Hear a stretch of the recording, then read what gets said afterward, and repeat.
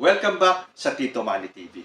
Umaani po ng samot-saring batikos si Senator Bato de la Rosa dahil po sa kanyang konklusyon na legitimate daw at hindi fabricated yung dokumentong hawak-hawak ni Jonathan Morales.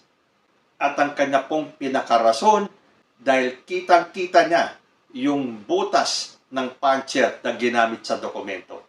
Share ko po sa inyo yung aking reaction video tungkol po dito sa kaganapan sa Senate hearing kung saan nahalata po ng mga netizens na scripted lang po yung hearing na yan para lalo pong siraan at dikdikin si President Bongbong Marcos diyan sa drug issue na yan. Panoorin po natin ito. Question of the day. Paano mo malalaman kung authentic ang documents? Ang sagot, kapag may dalawang punch holes. Sino po ang nagsabi niyan? Si Senator Bato de la Rosa. Dahil ang sabi niya, authentic at legit yung document kasi may punch hole. At yun po ang pinaka-rason ni Senator Bato de la Rosa kung bakit sinabi niyang hindi fabricated yung dokumentong dala-dala ni Jonathan Morales. Ang galing! Pasadong-pasado sa korte kung yan ang ilalabas ng ebidensya.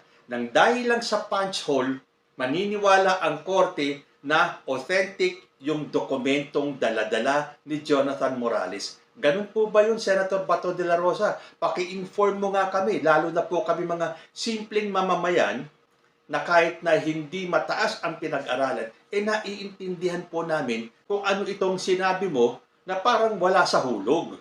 Nang dahil lang sa may punch hole, yung dokumentong pinakita ni Jonathan Morales, konbinsido ka na hindi fabricated yung kanyang daladalang dokumento.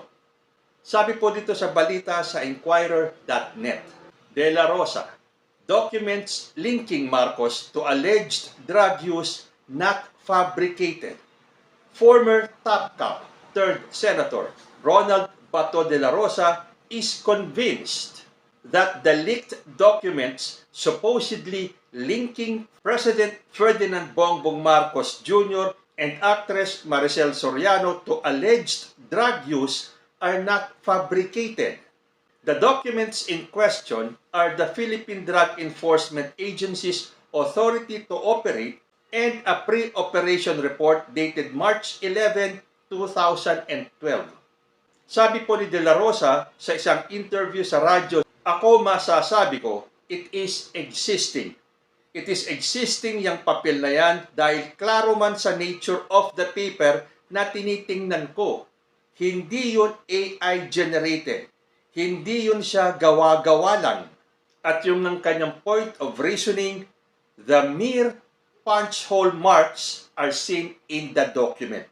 So yun po ang pinaka-defining moment ba ang tawag doon? Para mag-conclude si De La Rosa na totoo yung dokumento at hindi fabricated. Sabi pa niya, klaro na siya ay galing sa isang malaking parang folder kung saan tinanggal lang siya sa fastener dahil yung pag-picture sa kanya at pag-photocopy ay nakikita sa kanya ang hole puncher na dinaanan niya para ipasok sa fastener. Teka muna, nakakabobo po talaga eh. Tayo ba ay maniniwala na lang na pag sinabing may punch hole ang isang dokumento, ito ay authentic na at legitimate na? Ganun po ang ibig sabihin at gustong ipaalam sa atin ni Senator Bato de la Rosa nang dahil lang doon sa butas ng puncher, legitimate na yung dokumento. Doon po sa hearing, PIDEA Director General Moro Virgilio Lasso categorically stated that the documents were fake.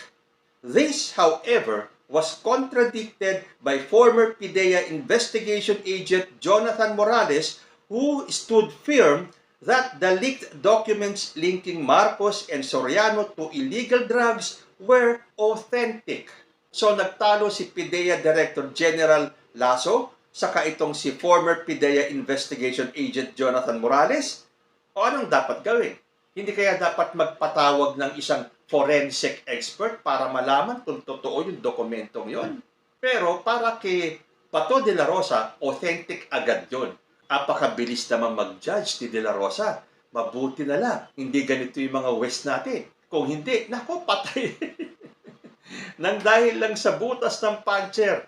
Sa totoo lang, Senator Bato, paki-educate naman kami. Kasi kahit na ako, nabobo ako dito sa sagot mo. Parang gusto kong maniwala sa susunod niya, lalagyan ko ng punch hole yung aking mga dokumento para lumabas siyang legitimate. Meron nang gagawin yung mga nagfo-forge ng mga documents. Basta lagyan lang nila ng punch hole yung dokumentong peke, lalabas ng authentic. Sana hindi naman gantong ibig sabihin lang ni Senator Bato de la Rosa. So bakit ba na-convince itong si De La Rosa sa information na sinabi ni Morales? Ang sabi niya kasi, the former PIDEA official is very straightforward. Kasi nakikita ko na wala siyang tinatago. Very straightforward siya sa kanyang mga sinasabi at meron din siyang ipinapakita rin na papeles talaga.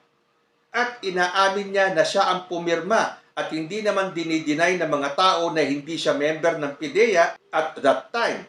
Talagang taga-PIDEA siya. Natanggal lang siya later on. So isang basihan pala ni Senator Bato de la Rosa kapag ang isang tao ay hindi nagsisinungaling kapag siya ay straightforward kung magsalita. So ang ibig niyang sabihin, yung mga ibang witness doon ng mga taga-PIDEA ay bubulol-bulol siguro magsalita at hindi diretso magsalita at may paggatol-gatol ang kanilang mga statement. Kaya siguro nag-decide itong si De La Rosa na mas tama ang sinasabi at totoo itong si Morales. Pero hindi ba? Ang daming kaso dyan na ang mga kriminal ay diretsong magsalita, walang kagatol-gatol dahil sila ay sanay na sanay magsalita. Hindi ba itong si Morales, sa pagkakaintindi ko, ay nagkaroon ng kaso na tinatawag na false testimony? So, ibig sabihin, sanay siyang magsalita. Dahil nagkaroon nga siya ng kaso ng dishonesty, ng false testimony. So, para sa akin, na correct me if I'm wrong. Dahil wala po ako sa kalingkingan ng talino ni De La Rosa. Tama po ba ang sinasabi ni De La Rosa na isang batayan na ikaw ay hindi nagsisinungaling ay kapag diretso ka magsalita? Bukod pa po dun sa butas ng pantsera sa mga dokumentong daladala ni Morales. Although ang sabi ni De La Rosa, hindi ibig sabihin that the subject personalities na kasama dun sa leaked documents were already confirmed to be drug users. Ibig sabihin ko ang pangalan mo ay nakalagay doon, you are a subject for validation. Pre-operation nga. Kasi kapag pre-operation ka, ibig sabihin may information about you na drug using. So ginagawa yung pre-operation report bago mag-conduct ng operation. So ang tanong, bakit hindi ginawa ng panahon ni former President Noynoy Aquino itong operasyon na to? Kasi kung yung dokumento ay 2012, ang presidente po nun ay si Noynoy Aquino. At alam naman po natin ang istorya sa likod ng dalawang pamilyang yan, ang Aquino at ang Marcoses. Sa tingin ninyo, hindi gagamitin niya Aquino yan para pabagsakin ang kalaban niya? Bakit ngayon lang? Kung titignan natin yung timeline sa kayong plano, mula pa nung sinabi ni former President Rodrigo Duterte na meron tayong isang presidentiable na nagko-cocaine. And that was during the election period. Kung bubuksan nyo ang isipan nyo, hanggang ngayon, i-connect the dots nyo yan. Ang nakikita ko ay planado po talaga yan. Right from the start, hanggang ngayon, para sirain nila si President Bongbong Marcos. So, siyempre, para disimulado at hindi halatado, ito ang sinabi ni De La Rosa, na hindi porke ang pangalan mo ay andyan sa pre-op na yan, guilty ka na kagad. Pero itong ginawa nyong to, na hindi kayo sigurado doon sa inyong witness, dahil masyado pong kaduda-duda ang credentials ni Jonathan Morales, ay basta na lang kayong maniniwala nang dahil lang sa siya ay diretso magsalita at lalong-lalo na dahil may butas ng puncher yung daladala niyang dokumento. Pero bago pa po yung mga remarks ni De La Rosa, PIDEA had already debunked what it called fake operational documents, saying that it ran a check through its plans and operations reports management information system and found that no such operation was logged on March 11, 2012.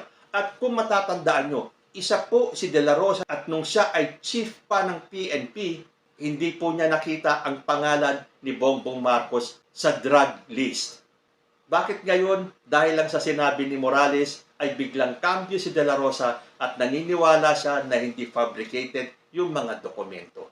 So dyan pa lang po makikita natin, sablay po ang script itong gusto nilang palabasin at idikdik si President Bongbong Marcos dyan sa drug issue na yan. At paano na ba yung sinabi ni De La Rosa na ipatatawag niya si Maharlika? In fact, sinabi niya doon sa COMSEC na sa May 7, dapat magpakita si Maharlika sa Senado. Hindi pwede yung Zoom.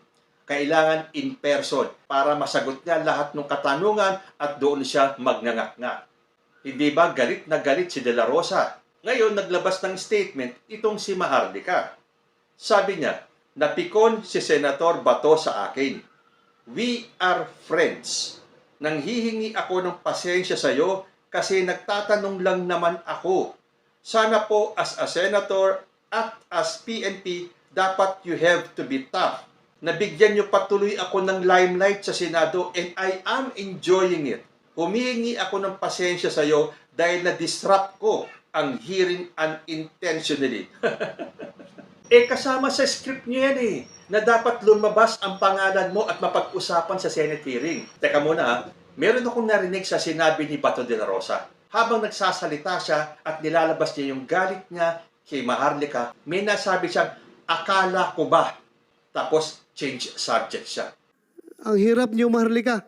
Please, kung mahal mo ang Pilipinas, magpakatotoo ka. Huwag mo idama yung tao dito na nagtatrabaho para sa katotohanan. Ay, nako. Kala ko ba? Anyway. Ako na lang ang nag-fill in the blanks. Akala ko ba magkaibigan tayo? Or akala ko ba magkakampi tayo? Or akala ko ba iisa ang agenda natin? Ang dami pwede i-fill in the blanks. Pero nung sinabi ni Maharlika na napikon si Senator Bato sa akin, we are friends. So tama yung una kong paglagay ng fill in the blanks. Nung sinabi ni De La Rosa na akala ko ba magkaibigan tayo. Okay, 1+1 ko lang po. Kayo na ang magbigay ng sagot nyo doon sa sinabi ni De La Rosa na akala ko ba. Ano ang pwede nyong idugtong na salita pagkatapos ng sinabi niyang akala ko ba. So, ang ibig bang sabihin nito, hindi na matutuloy si Maharlika sa May 7? Kapag ito hindi natuloy at hindi na pinatawag si Maharlika sa May 7, diyan po natin mapapatunayan na ito po ay sarswela lamang at lahat ng yan ay scripted lamang. So, kung sinabi ni Maharlika na as senator at PNP, you have to be tough. Dapat ipakita ni De La Rosa ang kanyang pagiging tough. Ituloy niya ang pagpapatawag kay Maharlika sa susunod na hearing which is on May 7. Dahil kung hindi itutuloy yan, mas lalo pong maniniwala ang taong bayan na lahat ng ito ay isang sarswela lamang at scripted para lalong idiin at siraan si President Bongbong Marcos. Ayan, matapos niyo pong mapanood yung aking reaction video, kayo na po ang humusga. Sa tingin niyo ba, scripted lang lahat ng nangyayaring ito? Hanggang dito na lang po muna tayo. Hanggang sa susunod na mga issues. Maraming salamat po.